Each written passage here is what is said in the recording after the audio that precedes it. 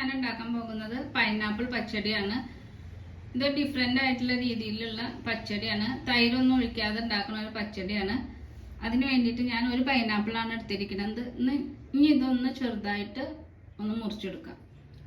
പൈനാപ്പിളൊക്കെ ഞാൻ ഇതുപോലെ ചെറുതാക്കി മുറിച്ചെടുച്ചിട്ടുണ്ട്. ഇനി ഇതൊന്ന് വേവിച്ചെടുക്കണം. കുക്കറിലിട്ടിട്ട് വേവിച്ചെടുക്കാം. ഇനി ഞാനൊരു കുക്കർ വെച്ചിട്ടുണ്ട്. അതിലേക്ക് ഇത് ഇട്ട് കൊടുക്കാം.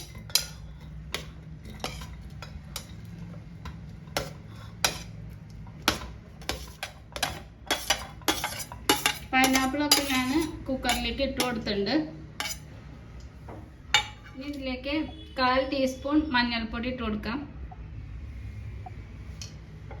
1 ടീസ്പൂൺ മുളക് പൊടി ഇട്ട് കൊടുക്കാം. ഇത് എരിവുള്ള മുളക് പൊടിയാണ്. 1 ടീസ്പൂൺ ഇട്ട് കൊടുക്കാം. ഇതിലേക്ക് ഉപ്പ് ഇട്ട് കൊടുക്കാം. 1 ടീസ്പൂൺ ഉപ്പ് ഇട്ട് കൊടുത്തിട്ടുണ്ട്. ഇനി കുറച്ച് വെള്ളം ഒഴിച്ച് ഇതൊന്ന് അടച്ചു വെച്ചിട്ട് നന്നായിട്ടൊന്ന് വേവിച്ചെടുക്കാം. കുറച്ച് വെള്ളം മതി. പൈനാപ്പിളിൽ നിന്നുള്ള വെള്ളം ഇറങ്ങി വരും. അപ്പോൾ കുറച്ച് വെള്ളം ഒഴിച്ചിട്ടുണ്ട്. ഇനി ഇതൊന്ന് അടച്ചു വെച്ച് വേവിക്കാം. ഇനി ഇത് വെന്തതിന് ശേഷം കാണിച്ചു തരാം. ഞാനൊരു മീഡിയം ഫ്ലെയിമിൽ ഇട്ടിട്ട് 4 വിസിൽ കൊടുത്തിട്ടുണ്ട്. ഇനി പൈനാപ്പിൾ ഒന്ന് വെന്തോന്ന് നോക്കാം.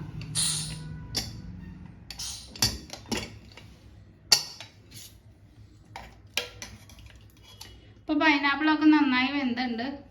ഇനി ഇതൊരു പാത്രത്തിലേക്ക് മാറ്റാം. ഒരു പാത്രം വെച്ചിട്ടുണ്ട്. അതിലേക്ക് വേവിച്ച പൈനാപ്പിൾ ഇട്ട് കൊടുക്കാം.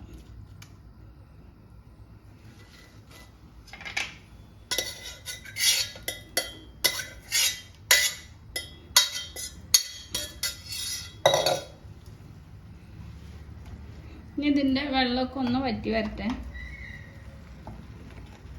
ഇനി ഇതിലേക്ക് കുറച്ച് അണ്ടിപ്പരിപ്പ് ഇട്ട് കൊടുക്കുന്നുണ്ട്. ഇനി ഇത് നന്നായിട്ടൊന്ന് മിക്സ് ചെയ്യാം. ഞാനൊരു 10 അണ്ടിപ്പരിപ്പാണ് എടുത്തിരിക്കുന്നത്. അതൊന്ന് നടു ക്രഷ് ചെയ്തിട്ടിട്ടുണ്ട്. ഇനി ഇതൊന്ന് ഈ വെള്ളമൊക്കെ ഒന്ന് നന്നായിട്ടൊന്ന് വറ്റട്ടെ. അപ്പോൾ ഇതിലെ വെള്ളമൊക്കെ വറ്റി. ഇനി ഇതിലേക്ക് പഞ്ചസാര ചേർക്കാം. ഞാനിവിടെ 4 ടീസ്പൂൺ പഞ്ചസാരയാണ് എടുത്തിരിക്കുന്നത്. ഇത് കുറച്ച് മധുരമുള്ള ഒരു പച്ചടിയാണ്. നമുക്ക് ആവശ്യത്തിനുള്ള പഞ്ചസാര ഇടാം. ഞാൻ ഇവിടെ 4 ടീസ്പൂണാണ് എടുത്തിരിക്കുന്നത്. ഇനി പഞ്ചസാരയൊക്കെ ഒന്ന് ഇതിൽ പൈനാപ്പിളിൽ ഇതൊക്കെ ഒന്ന് പിടിക്കട്ടെ. പിന്നെ പഞ്ചസാരയൊക്കെ ഒന്ന് മെൽറ്റായി വരട്ടെ. അതുവരെ ഒന്ന് ഇളക്കാം. ഈ പഞ്ചസാരയൊക്കെ ഒന്ന് അലിഞ്ഞ് നന്നായിട്ടൊന്ന് വെള്ളമെല്ലാം ഒന്ന് വറ്റി വരട്ടെ. അപ്പോഴേക്കും ഇതിനൊരു അരപ്പ് തയ്യാറാക്കണം. അതെന്താണെന്ന് വേണ്ടിയിട്ട് ഞാനിവിടെ 1 ടീസ്പൂൺ കടുക് ഇട്ടിട്ടുണ്ട്. പിന്നെ തേങ്ങ ചിരകിയതാണ് 1/2 കപ്പ്. അതും ഇട്ടിട്ട് ഇതൊന്ന് ചതച്ചെടുക്കാം.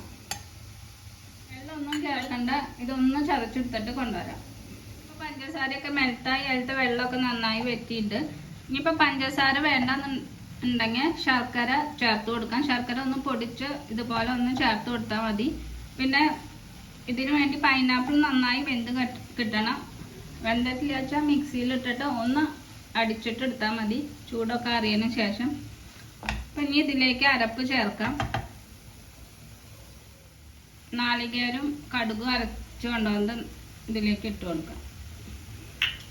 എന്നിട്ട് ഇത് നന്നായിട്ടൊന്ന് മിക്സ് ചെയ്യാം.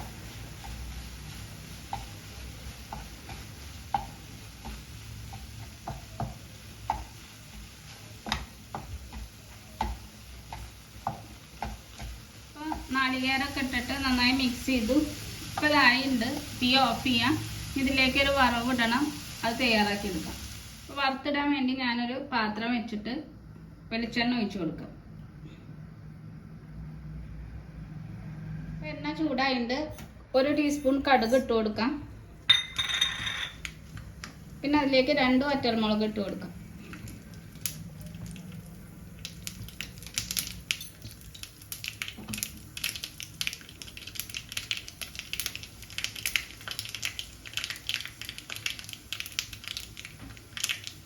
പിന്നെ കുറച്ച് കറിവേപ്പില ഇട്ട് കൊടുക്കാം.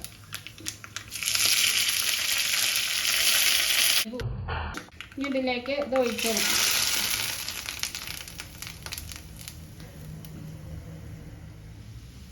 ഇപ്പോൾ പൈനാപ്പിൾ പച്ചടി തയ്യാറായിട്ടുണ്ട്. ഇപ്പോൾ എല്ലാവരും ഉണ്ടാക്കി നോക്കൂ. ഇഷ്ടപ്പെട്ടാൽ ലൈക്ക് ചെയ്യണം, ഷെയർ ചെയ്യണം, സബ്സ്ക്രൈബ് ചെയ്യണം. Thanks for watching.